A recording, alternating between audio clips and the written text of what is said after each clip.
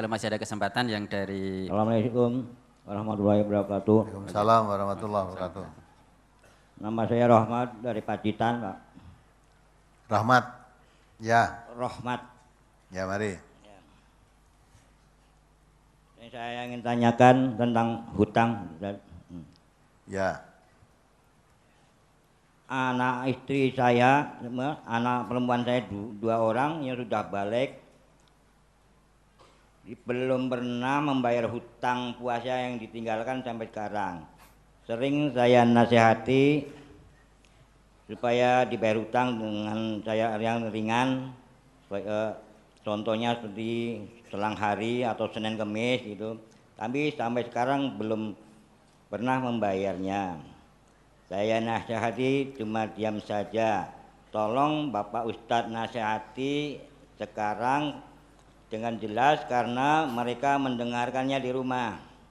Apa kamu bilang, apa tahu kalau mendengarkan? Tahu, dia selalu mendengarkan kalau siaran langsung hari Minggu. Oh ya. Ya.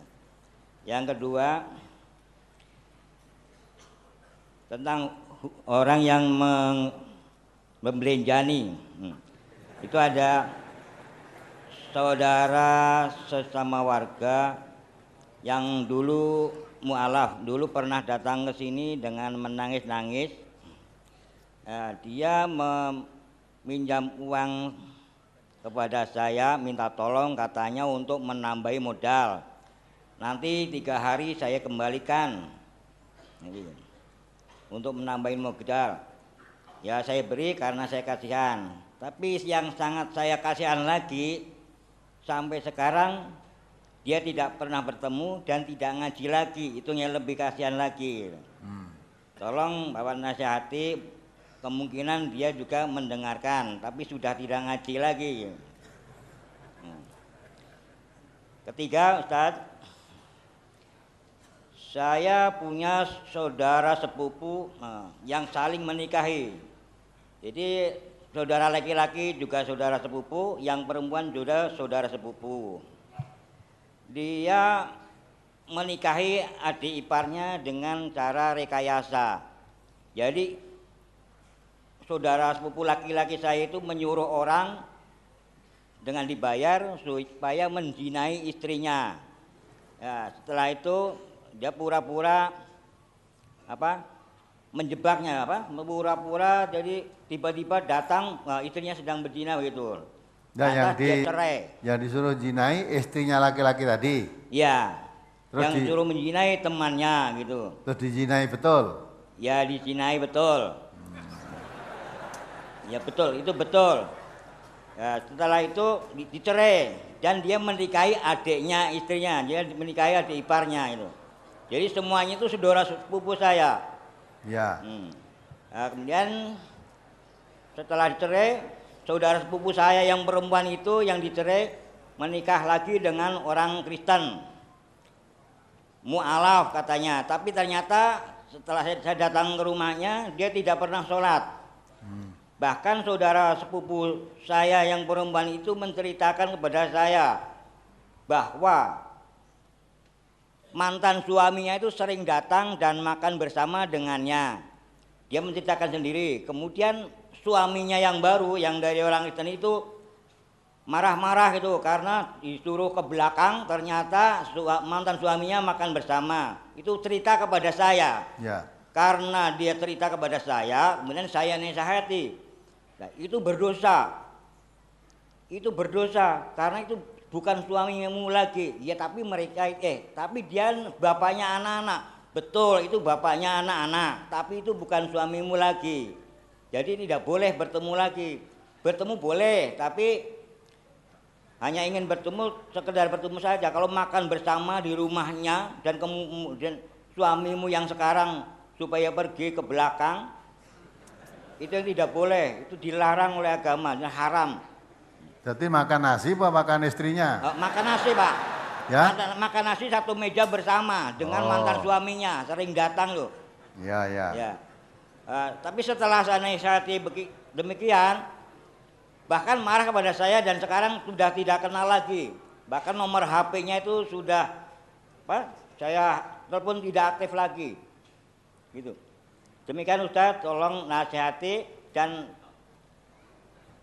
Apa dia dengarkan juga? Oh, dia sering mendengarkan di Jakarta tuh. Sering mendengarkan. Dia juga ngaji tapi bukan di MTA tapi sering mendengarkan radio MTA. Tolong dinasihati Ustaz dengan jelas. Demikian Ustaz. Assalamualaikum warahmatullahi wabarakatuh. Waalaikumsalam warahmatullahi wabarakatuh. Jadi tentang hutang puasa, mungkin anakmu belum begitu tahu atau belum begitu yakin terhadap Al-Quran, terhadap agama ini, ya toh?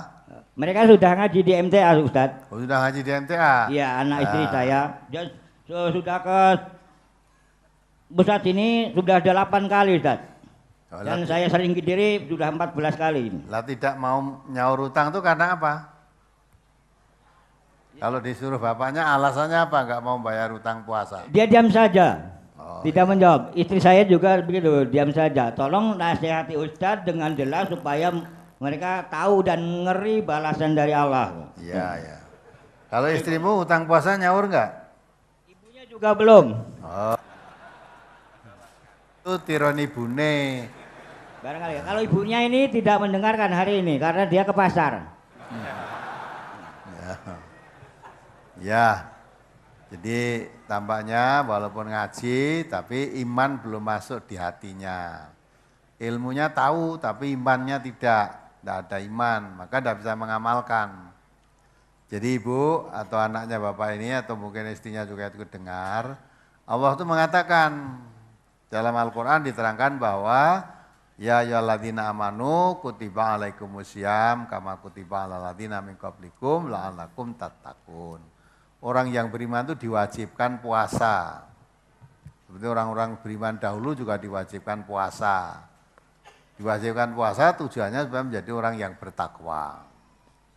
Adapun kalau kamu sedang dalam keadaan sakit atau sedang dalam keadaan sakit atau dalam perjalanan musafir ya, itu boleh tidak puasa kalau musafir dan sakit, tapi kalau haid wajib tidak puasa.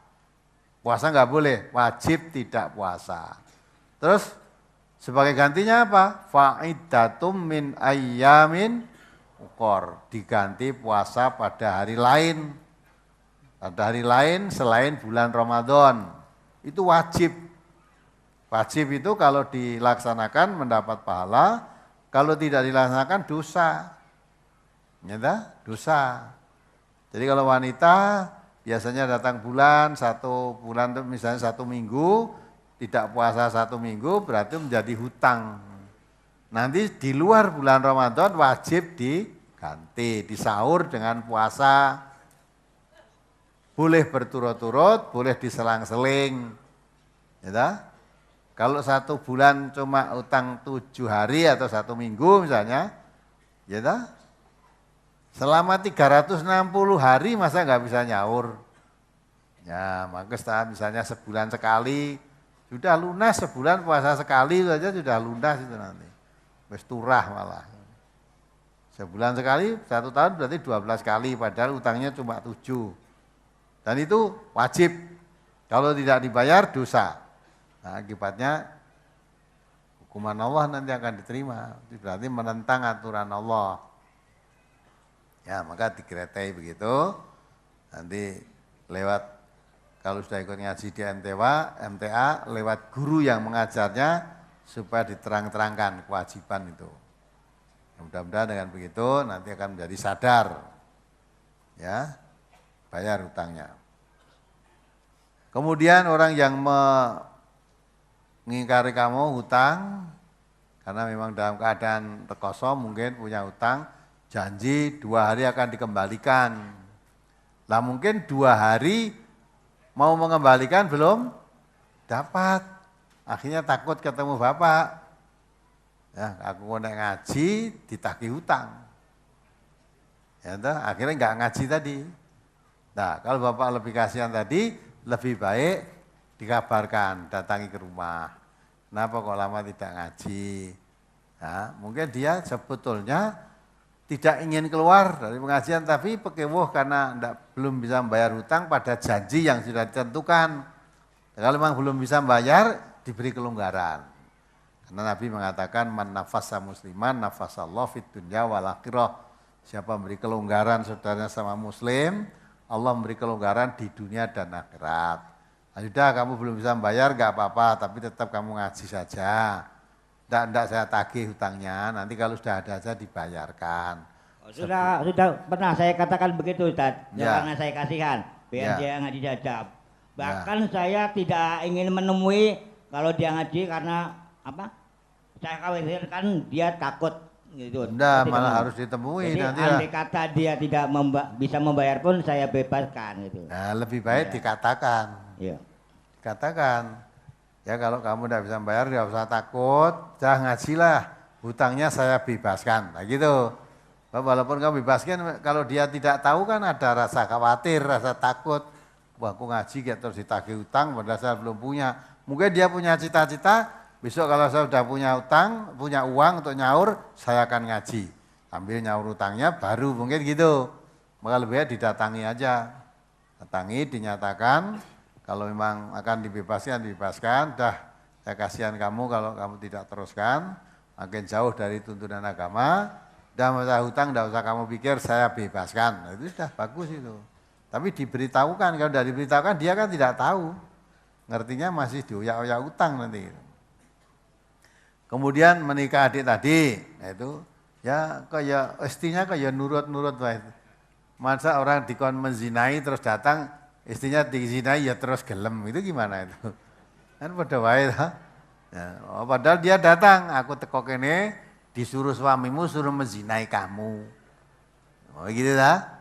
Terus malah istrinya nurut berarti, ya wes ayo malah gitu. Nah, terus dicerai. Sebab apa? Dia tahu kalau mau nikahi adik iparnya, mengumpulkan dua wanita bersaudara kan tidak boleh.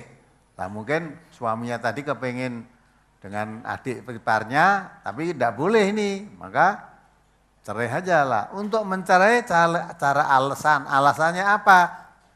Angkon uang mau bojoku zina no. Tak bayar. Jelas yang dikoni ya wong kafir, nek wong Islam mestinya ya ora gelem. Kowe iki setan apa piye kan harusnya gitu. Dilalah istrinya kok diparani ngono terus nyerah wae. Nah, cerai sekarang udah kelakon cerai. Nah, cerai dia bisa nikah dengan istrinya, adik iparnya dengan adik iparnya. Terus jadi adik iparnya jadi istrinya, mungkin dia yang wah tiba ya mau kaya ngono gitu. Nah, memang setan itu pandai. Nek urung lu kaya kepengin banget bareng wis kelakon, iyalah ya mau kaya ngono. Jek apik bojoku dek ben akhirnya gitu ta. Terus bali nyedak-nyedak kono. Nah sing dilalah bojone sing nikah iku ya manut kowe nyang ngomburi kono. Ada laki-laki datang kok nyang mburi kok nyingkir kok ya ora curiga gek arep dikapake bojoku ora ngono lho. Malah nyang mburi tenan. Nah, itu padha-padha ra genah kabeh itu ya. Nah, ra genah kabeh.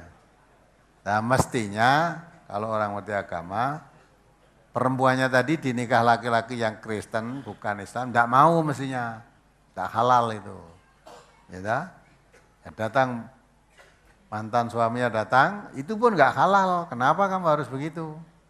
Ya, kalau sudah diingatkan, tidak mau malah jauhi ya sudah biarkan saja, biar ditanggung sendiri dosanya. Tidak boleh itu, ya, jadi hukumnya. Dosa dia nikah dengan laki-laki yang tidak Islam pun tidak sah, tidak halal, apalagi tidak nikah, ya kumpul dengan suami yang tidak Islam tadi, malah suami mantannya sudah bukan apa-apa, sering datang lagi ke situ, ya datang ke situ butuh apa? Lama-lama ya minta itu nanti, lama-lama tidak mungkin dia akan diam mau makan bersama mulai, lama-lama dimakan juga nanti. Itulah setan itu pandai. Bisa menjadikan barang yang jelek itu tampak baik, mempunyai daya tarik, padahal itu barang haram. Ya mudah-mudahan bisa mendengarkan, bisa mengikuti apa yang diberitahu oleh Allah.